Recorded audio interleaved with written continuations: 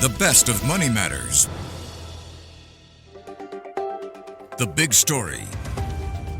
Welcome to The Big Story. I'm Hongbin Jeong. Earlier this week, a Singaporean man was arrested by authorities for a fake marriage. According to marriage documents, the man had been married to a Vietnamese woman for several years and was living with her in his Bukit Batok flat. But the Immigration and Checkpoints Authority got word that it was a sham marriage. Unfortunately, this isn't the only case of a sham marriage here in Singapore. In recent years, Singapore has seen a rise in the prevalence of sham marriages, where individuals enter into marriages for fraudulent purposes. The ICA reported that sham marriages saw an 8-fold increase between January and September last year compared to 2023.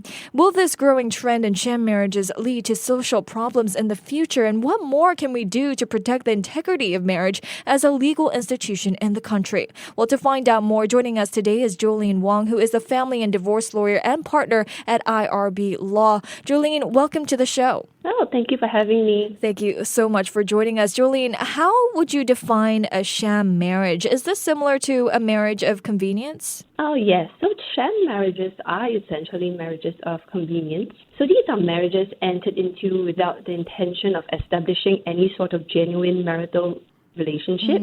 Instead, individuals orchestrate these marriages to secure immigration advantages, financial benefits, or some other personal gain.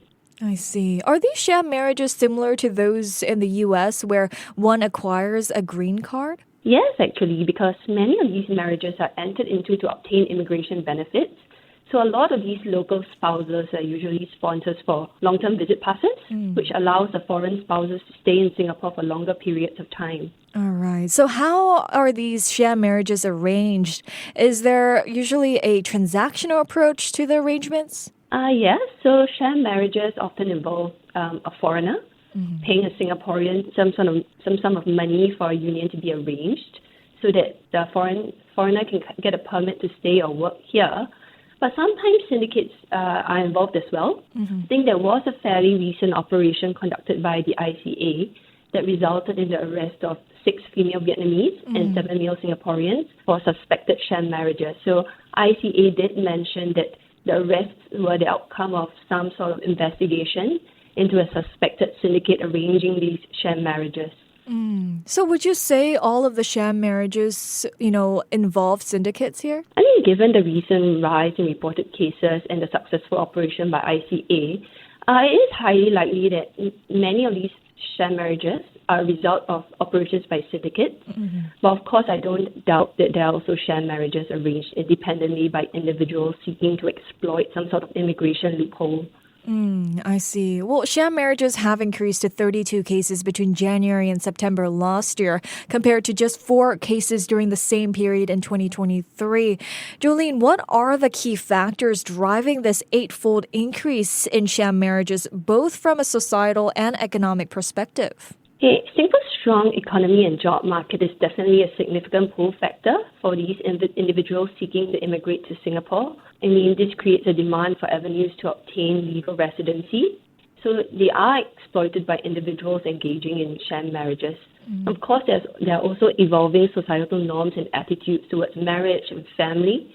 So this creates a more permissive environment for these unconventional relationships that potentially blur the lines between genuine and fraudulent marriages. Of course, we cannot discount that the increase in reported cases may also be attributed to heightened vigilance and increased investigations by authorities. There may well have been a greater number of sham marriages that flew under the radar. I see. What are some of the common indicators then that authorities in Singapore use to identify potential sham marriages? I think the most common sign would be the supposedly married couple not living together despite being married. So, of course, the lack of personal belongings or signs of cohabitation in these supposed shared residences. Large or unusual financial transfers between the couple, particularly around the time of the marriage, could also be a telltale sign. And, of course, lack of family involvement might be a red flag as well. If a person is married and their family members are unaware of the marriage or unable to provide any information about the spouse, this could be a red flag. I see. So what are the legal consequences if you get caught in a sham marriage? What are the charges that you can face? So marriages of convenience are actually illegal under the Immigration Act. So if you enter into a marriage of convenience, you could be liable to a fine of up to $10,000 or up to 10 years imprisonment or even both. And these are not just for the persons entering the marriage. If a person arranges or assists in arranging the marriage as well, they will also be liable. I see. Well, also from a legal point of view here, can you get annulled from a sham marriage? Yes, this is actually provided for specifically in the Women's Charter. So if a marriage was entered into to obtain some sort of immigration advantage or some other reward, then the marriage is void, which means that it's invalid right from the start.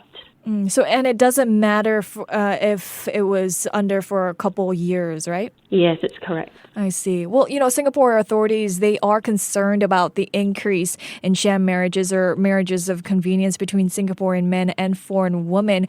What are the main concerns here? Are there any societal problems these sham marriages can lead to? I think the first concern would, of course, be how these sham marriages undermine the integrity of our immigration system.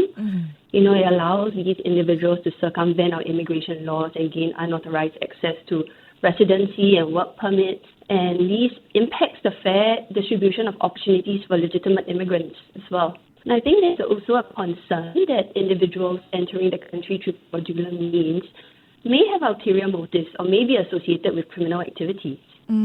I see. What kind of long-term social and economic impact might Singapore face if this issue continues to persist in the future? Well, a significant increase in sham marriages could erode the public trust in the integrity of our immigration system. And of course, there might be increased skepticism and distrust among citizens towards foreign nationals. It is potentially impacting this social cohesion, and not to mention the strain on services such as healthcare, education, and housing. The presence of these individuals who have obtained residence and employment through fraudulent means could also, like I mentioned, impact job opportunities for legitimate residents and citizens. I see. So what steps are the Singapore government taking to curb the rise in sham marriages, and what more needs to be done? Okay, so public education campaigns are definitely one thing that I believe that authorities are stepping up. So efforts are underway to educate the public about the legal implications of marriages of convenience,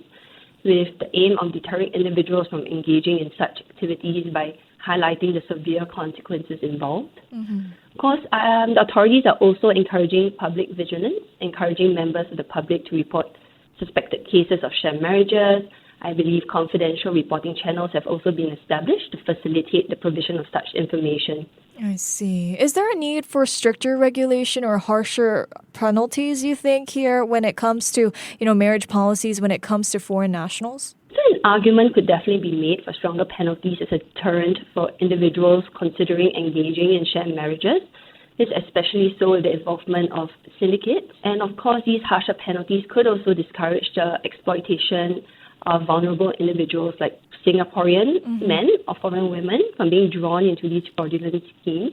But at the same time, overly stringent regulations could inadvertently impact of these genuine intercultural marriages and create barriers for legitimate relationships. So I think a balancing exercise definitely needs to be done. Right. But going forward, then, if we do see a continuous rise in these marriage shams, could we see stricter processes of marriage between Singaporeans and foreigners, even the genuine ones? Yes, if the issue continues to rise, I think it's highly likely that Singapore will see stricter processes for marriages between Singaporeans and foreigners. So we might see more rigorous background checks, maybe interviews with both parties, possibly their family members, to assess the genuineness of their relationships. There might be increased scrutiny of financial transactions and their travel history as well to see if there really is a relationship there. I see. Well, thank you so much, Joleen, for joining us and giving us your time and your insights today. Yeah, thank you so much for having me once again. Thank you. We've been speaking with Joleen Wong, who is the family and divorce lawyer and partner at I.R.B Law. This has been The Big Story with me, Hongbin Jeong. To listen to more great interviews, download our podcasts at audio.sg or download the audio app. That's AWEDIO, audio at the App Store and Google Play.